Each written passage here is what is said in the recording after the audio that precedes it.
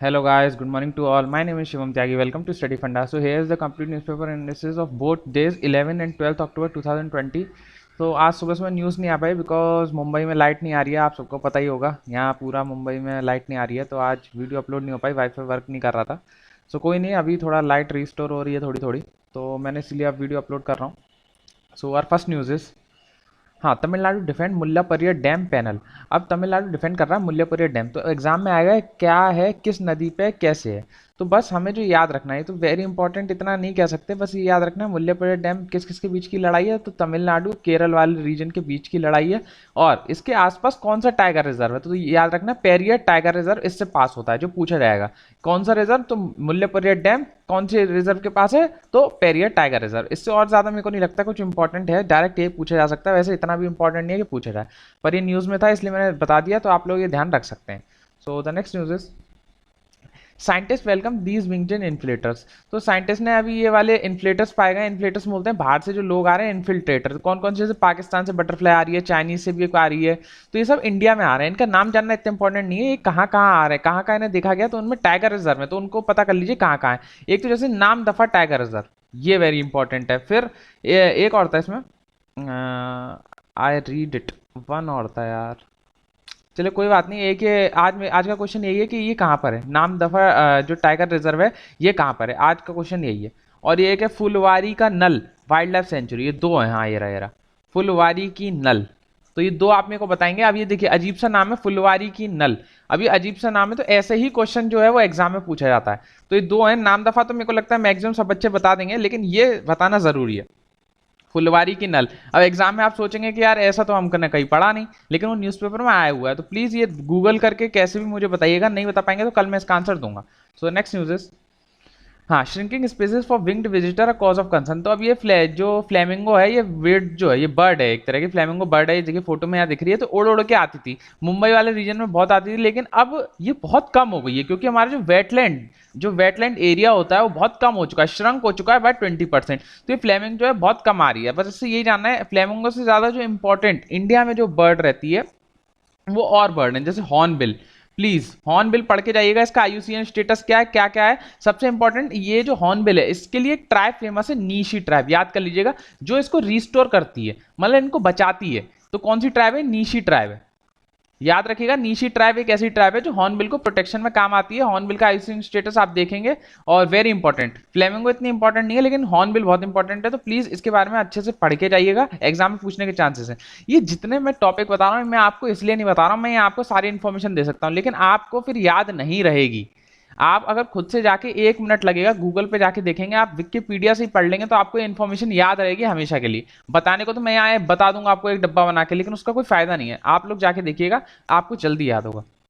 So the next news is, हाँ, follow SOP in crime against women. अभी मैंने news इसलिए ली कि अगर कोई भी रिलेशन आता है, अगर पेपर बी में वोमेन से रिलेटेड, तो उसमें आप अपने कंक्लूजन में, या आप अगर बताना चाह रहे हैं कि इसका सॉल्यूशन क्या हो सकता है वोमेन पे जो अत्याचार हो रहे हैं, तो ये लिख सकते हैं कि अभी एमएचए की जो गाइडलाइंस है कि स्टैंडर्ड प्रोसीजर फॉलो होने चाहिए, वो होनी चाहिए। तो आप शॉर्ट शॉर्ट में 5 पॉइंट लिख सकते हैं, क्या क्या होना चाहिए। पहले, जैसी कोई भी केस आता है तो उसके लिए एफआईआर होनी चाहिए, फिर एविडेंस होना चाहिए, फिर यूज ऑफ सेक्सुअल एविडेंस का एविडेंस होना चाहिए, और इन्वेस्टिगेशन पूरी होनी चाहिए विद इन 2 मंथ, 2 महीने के अंदर पूरी हो जानी चाहिए, और जो भी है, जिनको भी है, जो रिपीटेड ऑफेंडर है, उनको सजा होनी चाहिए। तो आप अपने आंसर को ये लिख सकते हैं कि एमएचए ने जो अभी गाइडलाइंस, जो स्टैंडर्ड प्रोसीजर जो डाले हैं, उसके तहत काम करना चाहिए। जैसे एक एमएचए का एक है, इंडियन एविडेंस एक्ट करके है, तो इसमें बोला गया कि इन्वेस्टिगेशन जो है फेयर होनी चाहिए, तो आप ये लिख सकते हैं। तो इससे वजन पड़ता है। अगर आप कोई पर्टिकुलर एक्ट का जिक्र करते हैं या मिनिस्ट्री का जिक्र करते हैं, तो आप लिख सकते हैं कि पर्टिकुलर एक्ट के तहत सजा होनी चाहिए, या एमएचए की जो गाइडलाइंस हैं रिगार्डिंग स्टैंडर्ड ऑफ प्रोसीजर, उसके तहत सजा होनी चाहिए। वो सारे प्रोसीजर जल्दी से जल्दी फॉलो होने चाहिए, 2 महीने के अंदर सजा पूरी हो जानी चाहिए।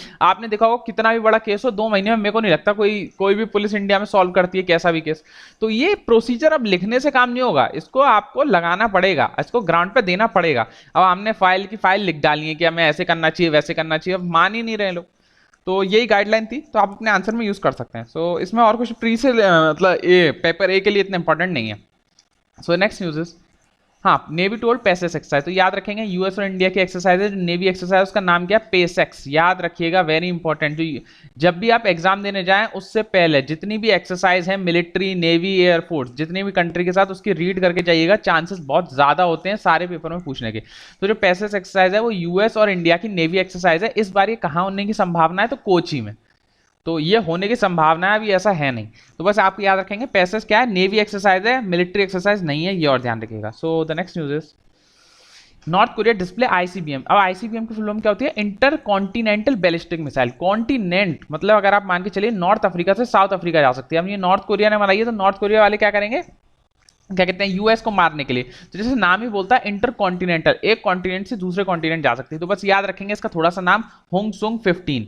ये परेड हुई थी अभी, यहाँ दिखाई गई है, तो होंगसोंग 15 ये किसकी इंटर कॉन्टिनेंटल बैलिस्टिक मिसाइल है, तो नॉर्थ कोरिया की। बस इसमें और कुछ नहीं जानना है क्योंकि हमारी नहीं है, तो इतना हमें इसमें नहीं जानना है। सो नेक्स्ट न्यूज इज, ये हमें फॉलो कर सकते हैं जो भी चाहें, तो आपको सारा इन्फॉर्मेशन मिलता रहेगा। Please follow study funda on Instagram and me too on शिवम_त्यागी_ST, तो सारी इन्फॉर्मेशन मिलती रहेगी। So the next news is China protest again US navy mission in South China sea. अभी साउथ चाइना सी में बहुत सारा प्रोटेस्ट कर रहा है चाइना। तो पहले आपको पता होना चाहिए साउथ चाइना सी कहाँ पर है। तो ये देखिए मैंने यहाँ फोटो लगाया, तो ये साउथ चाइना सी है। अब इसमें जो बहुत सारे फेमस आइलैंड है, बहुत बार क्या होता है कि यूपीएससी क्या करता है, जैसे आपने पिछले साल का पेपर देखा हो तो अरेंज करा लेता है कि नॉर्थ टू साउथ लगाओ, ईस्ट टू वेस्ट लगाओ। तो पाक स्ट्रेट, पाक बे वाला जो क्वेश्चन है पिछले साल पूछ चुका है, तो इस साल साउथ चाइना सी बहुत ज्यादा न्यूज में था। तो प्लीज ये आइलैंड याद रखिएगा, पहले पार्सल आइलैंड्स आता है, फिर स्पार्टली आइलैंड आता है, और फिर ये वाली रीफ आती है, होंगांग और कोटन रीफ। और अगर कोई भी रीफ का सवाल आता है कि ये वाली रीफ किससे रिलेटेड है, तो मैक्सिमम रीफ जो है वो स्पार्टली आइलैंड में। तो आप देखिए Gaven Reef, Mischief Reef, Johnson South Reef, तो जितनी भी रीफ हैं वो सारे स्पार्टली आइलैंड में। बहुत बार वुडी आइलैंड डायरेक्ट पूछता है एग्जाम में, तो वुडी आइलैंड जो है पार्सल में। तो इस मैप को आप थोड़ी देर पॉज करके अच्छे से कहीं नोट डाउन कर लीजिए या इसे याद कर लीजिए। हो सकता है इस बार साउथ चाइना सी बहुत ज्यादा न्यूज में, चांस बहुत इंपॉर्टेंट है। और आप सी ऑफ जापान मैप में देखिएगा। अब आपको पता है कि हमारी मैप की रैपिड रिवीजन सीरीज चल रही है ऑन क्या कहते हैं, टेलीग्राम पे। तो आप लोग वहाँ फॉलो कर सकते हैं, जो लोग नए बच्चे हैं वो हमें टेलीग्राम पे फॉलो कर लीजिएगा, क्योंकि अभी हमारी जो मैपिंग की सीरीज है वो चल रही है, वो 1 वीक की चलेगी। तो उससे हम आपके सारे मैप वाले क्वेश्चन कंप्लीट करा देंगे। तो please follow us on Telegram too. तो जो ऑलरेडी फॉलो कर रहे हैं तो उनको आज दूसरा दिन होगा, उनको टारगेट मिल गया क्या क्या उन्हें देखना है, तो हम सारा उसमें डालेंगे। तो प्लीज वो करके जाइएगा, आपको एज मिलेगी, 2-4 क्वेश्चन आपको उससे ही आ जाएंगे direct, guarantee. So the next news is, हाँ अब ये मैंने ये इसलिए डाल दिया क्योंकि अब जो कंट्री सराउंड करती हैं कभी कभी पूछ लेता है। जैसे हमने मेडिटेरियन सी से बहुत बार सवाल आ गया, ब्लैक सी से बहुत बार सवाल आ गया, लेकिन अभी साउथ चाइना सी से नहीं आया। तो याद रखिएगा ये सारी कंट्री साउथ चाइना सी को टच करती हैं। तो याद रखिएगा नाम, ये शॉर्टकट है शिवम BCT। बीसीटी क्या होता है, जैसे मैं बम्बई से हूं तो बीसीटी एक स्टेशन का नाम है, बम्बई सेंट्रल। मुंबई सेंट्रल का नाम शॉर्ट में उसका कोड है बीसीटी। तो आप अपना देख सकते हैं, ये तो शिवम मेरा नाम ही है, तो शिवम ऐसे, और शिवम पी बम्बई सेंट्रल वाले ऐसे याद रख सकते हैं। शिवम जो हैं वो पकाते हैं बम्बई सेंट्रल में पढ़ा के, या शिवम पढ़ाते हैं बम्बई सेंट्रल में, आपको जैसे अच्छा लगे वैसे याद रखिएगा। तो Singapore, Vietnam, Indonesia, Malaysia, Philippines, Bruny, China, Taiwan, तो आपको जैसे याद रखे, क्योंकि यार जो भी क्वेश्चन बन सकता है मैं ये नहीं चाहता कि आपका मिस हो जाए, तो इसलिए मैं सारा क्वेश्चन कवर करने की कोशिश करता हूँ। सो बहुत ईजी है। ऐसी मैं आपको ट्रिक तो सारी बता चुका हूँ। एसईओ की ट्रिक आपको पता है क्या है, truck pick, TRUCK truck pick है, उसकी ट्रिक है। और मैं आपको और भी एशियन की भी मैं आपको बता चुका हूँ। एशियन के जो 10 कंट्रीज हैं उनकी भी मैं आपको बताऊँ। MBBS करो, MBBS करो, IPL देखो, MBBS करके टीवी पर, ये एशियन की ट्रिक है 10 जो है। तो ऐसे आप याद रखा करिए। So the next news is RBI appeal to allow NPA classification. NPA क्या होता है, NPA होता है नॉन परफॉर्मिंग एसेट। अगर कोई भी बंदा या बंदी लोन लेती है और वो 90 दिन तक लोन की ब्याज, प्रिंसिपल या इंटरेस्ट नहीं बढ़ते हैं, तो उसको बोलते हैं हम NPA, non performing asset. Bank को लगता है कि अब ये पैसा वापस नहीं आ रहा है, तो कितने दिन की टाइमलाइन है, तो बस इसमें यही पूछा जाएगा, 90 डेज की टाइमलाइन है। अगर 90 दिन तक आपका प्रिंसिपल या इंटरेस्ट जमा नहीं कर रहे हो तो वो NPA में चला जाता है। फिर से 3 वर्ड और आते हैं, सब स्टैंडर्ड एसेट। अगर वो NPA 12 महीने तक रहे, मतलब 3 महीने तो है ही, और इसके बाद अगर वो 12 महीने और रह गया, मतलब 12 महीने तक भी आपने किस्त विस्त जमा नहीं करी, तो उसको बोलेंगे हम सब स्टैंडर्ड एसेट। फिर 12 महीने तो हो गए, उसके बाद अगर वो चीज 12 महीने तक और पड़ी रहे, मतलब 24 महीने हो गए, पहले 12 महीने पड़ी रहे तो सब स्टैंडर्ड असेट हो गया, फिर 12 महीने और हो गई तो डाउटफुल असेट हो गया, और अगर ये 12 महीने भी कंप्लीट हो गए, मतलब टोटल अगर 24 महीने कंप्लीट हो गए तो उसके बाद उसको बोलते हैं लॉस असेट, कि अब वो पैसा वापस आ ही नहीं सकता। तो कभी कभी वो क्या होता है कि एनपीए ना पूछ के इनको मैच द कॉलम में डाल देता है। तो याद रखिएगा क्या गाइडलाइन है, पहले तो 90 दिन, तो मतलब हो गया 3 महीने, और 90 दिन को ही 3 महीना बोलते हैं यार फिर 12 महीने की, और फिर 12 महीने की, और 12 महीने ये 24 महीने से ज्यादा हो जाएगी तो लॉस हो जाएगा सेट। तो बस यही आएगा इसमें, और कुछ नहीं आएगा। सो next news, centre RBI stand on supreme court on MSME. तो हम इसमें जो क्वेश्चन आएगा बस ये आएगा, एमएसएमई किसको हम बोलते हैं, क्या होता है। तो एमएसएमई का एक्ट जो है, पहले तो आपको याद होना चाहिए एमएसई बनी कैसे, तो एक स्टैट्यूटरी ऑर्गेनाइजेशन एमएसएमई एक्ट है 2006 का, इसके तहत ये बनी है। फिर इसमें एमएसएमई क्या होता है, एम से माइक्रो, एस से स्मॉल, एम से मीडियम, ई से होता है एंटरप्राइजेस। तो अब जो होता है, जो इनका क्लासिफिकेशन होता है दो आधार पे होता है, एक तो प्लांट और मशीनरी या इन्वेस्टमेंट। पहली चीज तो होती है इन्वेस्टमेंट, इन्वेस्टमेंट कितना हो रहा है और उसका टर्नओवर कितना है, इन दो के आधार पे हम किसी भी कंपनी को इन कैटेगरीज में डालते हैं। तो अगर 1 करोड़ का अगर हमारा इन्वेस्टमेंट है, 1 करोड़ का हमारा इन्वेस्टमेंट है और 5 करोड़ का हमारा टर्नओवर है तो माइक्रो होगी। फिर अगर हमारा 10 करोड़ का इन्वेस्टमेंट है और 50 करोड़ का टर्नओवर है तो स्मॉल होगी। और ये क्या है, अगर 50 करोड़ का हमारा इन्वेस्टमेंट है और 250 करोड़ का अगर हमारा टर्नओवर है तो मीडियम होगी। तो आप देखिए इन तीनों में रेशियो जो है वो 1:5 का है, 1:5, 10:50 है, तो ये भी 1:5 हो गया, और ये है 50:250, तो ये भी 1:5 हो गया। तो अगर एग्जाम में कंफ्यूजन हो तो ये याद रखिएगा, तीनों का रेशियो जो 1:5 ही होना चाहिए। तो आपको ऐसे याद रहेगा, देखिए ये गया 10 1 10, 10 5 जा, और ये 50 से भी 5 टाइम्स, तो ऐसे। तो इन तीनों का रेशियो 1:5 ही रखा गया है। मतलब ये तो मैंने अपनी ट्रिक बता दी आपको, तो आपको एक्चुअल ध्यान होना चाहिए, 1 से 5, 10 से 50, 50 से 250। सो the next news is paper strip virus. अभी इन जो कोरोना वायरस चल रहा है उसको चेक करने के लिए पेपर स्ट्रिप आ रहा है, तो बस उसका नाम याद रखेंगे, क्या है, फेलूडा। फेलूडा, अगर आपको याद नहीं हो रहा तो याद रखिएगा फालूदा, जो फालूदा खाते हैं ना तो उससे याद रखिएगा फेलूडा। तो ये पेपर स्ट्रिप है कि मतलब पेपर होंगे उन पे हम अपना इसके मतलब या तो कुछ भी डालेंगे, इतना भी डिटेल इसमें आपको नहीं जानना है, कि उस पर हम अपना ब्लड डालेंगे या कुछ और सैंपल डालेंगे तो उससे हमारा टेस्ट हो जाएगा कोरोना का। तो ये बहुत ज़्यादा अच्छा है। अब ये देखिए 500-600 रुपये में आ जाएगा, 96% इसकी सेंसिटिविटी है। और ये CSIR जो council of scientific industrial research है उसने इसको बनाया है। और कोरोना के लिए जो यूज होता है वो होता है रैपिड एंटीजन टेस्ट और RT-PCR, reverse transcript polymerase chain reaction. ये दो टेस्ट अभी तक यूज हो रहे हैं, जो ये भी 2-3 घंटा ले लेता है, ये तो पूरा दिन ले लेता है। अब ये जो होगा बहुत जल्दी हो जाएगा, घर पे ही हो जाएगा, कम से कम एक घंटे के अंदर, 45 मिनट्स इसको बोला गया। तो देखिए कम मार्केट में आता है। सो द नेक्स्ट, ये जैसे प्रेगनेंसी टेस्ट होता है ना, सेम वैसे ही होने वाला है। प्रेगनेंसी की जैसे किट आती है, आपने देखी होगी, उसमें कलर चेंज हो जाता है, 2 लाइन आ जाती है बन के, तो वैसे ही। So the next news is Kashmir tourism take baby steps to normalcy. अब इसमें जो जिक्र हुआ वो है डल लेक। तो याद रखिएगा जो डल लेक है, डल लेक प्लस वूलर लेक, ये दोनों लेक जो है कश्मीर, जम्मू कश्मीर वाले रीजन में है, और ये फ्रेश वाटर लेक है। प्लीज रिमेंबर ये दोनों फ्रेश वाटर लेक हैं। और तुसो मुसोरी करके, और एक और है यार ध्यान नहीं आ रही, तो ये जो है ये मरीन वाटर है, ये फ्रेश वाटर नहीं है मतलब। तो बस याद रखना है आपको, डल लेक और वूलर लेक जो है वो फ्रेश वाटर लेक है। हाँ, सुरिनसर मानिनसर करके है शायद एक, तो कोई नहीं, आप देख लीजिएगा। एक तो मुसोरी करके, ये जो है ये फ्रेश वाटर नहीं है, ये मरीन वाटर है। सो नेक्स्ट न्यूज है, इसमें और कुछ नहीं जानना, इतना इंपॉर्टेंट नहीं है। तो मतलब एक एक न्यूज मतलब इनको ढूंढनी पड़ रही थी, इतना कुछ आजकल न्यूज में आ नहीं रहा है। सो नेक्स्ट न्यूज इज, हाँ, एंडिंग कॉन्फ्लिक्ट इन कॉकस। तो ये ऑलरेडी पिछले साल CAPF में पूछ चुका है, कॉकोकस माउंटेन। तो प्लीज आप लोकेट करिएगा ये कहाँ पर है। देखिए वैसे मैं आपको बता देता हूँ, ये ऊपर वाला जो ये पूरा रीजन वैसे तो हमारा कॉकोकस माउंटेन में ही आता है।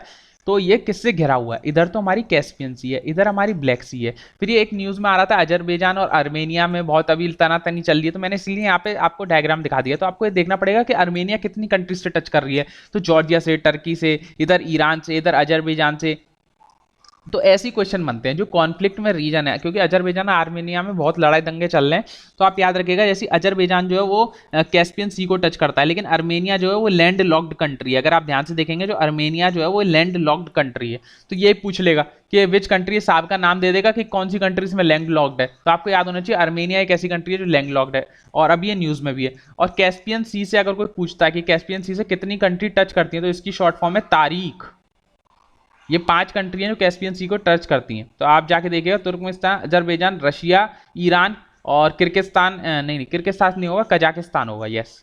तो ये तारीख तो इसकी शॉर्ट फॉर्म है। अगर कोई पूछ लेता है ब्लैक सी से कौन सी है, ब्लैक सी से अगर कोई पूछता है तो इसकी शॉर्ट फॉर्म है GRT, ग्रेट रब करके बोलते हैं। हमारे जो रब हैं वो हमारे ग्रेट हैं, रब मतलब भगवान को बोलते हैं, तो ग्रेट रब। तो ये जो है 6 कंट्री हैं, तो जॉर्जिया, रशिया, और ये टर्की, और ये रोमानिया, और ये होता है हमारा युगंडा और बुल्गारिया, अगर मैं गलत नहीं हूँ तो। मैं भी यार मतलब आप तरह के स्टूडेंट ही हूँ, तो मतलब ऑप्शन देख के पता चल जाता है। ये ट्रिक है, इसमें 5 कंट्री, इसमें 6 कंट्री हैं, तो आप याद कर सकते हैं। तो ये कैस्पियन सी हो गई, ब्लैक सी हो गई, अर्मेनिया बता दिया, अजरबैजान बता दिया, कॉकॉस माउंटेन मैंने आपको बता दिया। और आप जाके जितनी माउंटेन है, हमने क्योंकि कल फोटो डाले थे टेलीग्राम पे सारे, तो आप और जाके वहाँ रीड कर सकते हैं। और प्लीज़ ऑक्सफोर्ड ले लीजिए, ऑक्सफोर्ड की जो आती है जो एटलस आती है उसमें आप करेंगे तो आपके हमेशा से, अगर आप प्रीवियस ईयर चेक करेंगे तो 4 से 5 सवाल डायरेक्ट आपके एटलस से सॉल्व हो जाते हैं, तो please follow it. So next news is blue flag. अभी ब्लू फ्लैग सर्टिफिकेशन मिल गया ऑलरेडी, बहुत सारी बीचेस को मिल गया, तो ये शायद 8th बीच है।